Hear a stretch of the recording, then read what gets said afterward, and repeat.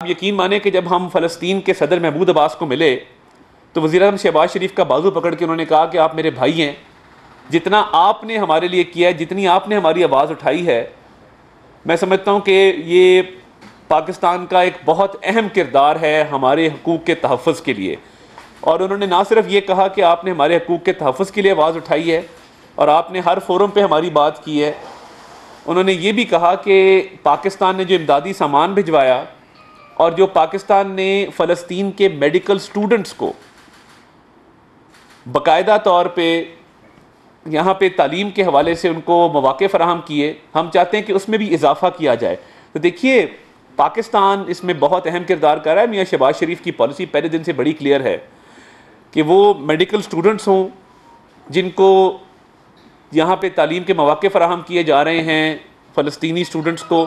क्योंकि अगर वहाँ पे मेडिकल कॉलेजेस बंद हैं और जंग जारी है तो बहुत जल्द एक ऐसा टाइम आएगा कि वहाँ पे डॉक्टर्स अवेलेबल नहीं होंगे, क्योंकि जो मेडिकल स्टूडेंट्स हैं वो अपनी तालीम जो है वो जारी नहीं रख सकेंगे। तो मैं ये समझता हूँ कि इस हवाले से इमदादी सामान हो, वहाँ के स्टूडेंट्स को यहाँ पे मौक़े फ़राहम करना हो। फ़लस्तीनी सदर ने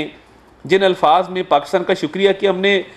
और जिस तरीके से उन्होंने पाकिस्तान के हवाले से बात की, मैं समझता हूँ कि ये गवाही फ़लस्तीन के सदर दे रहे हैं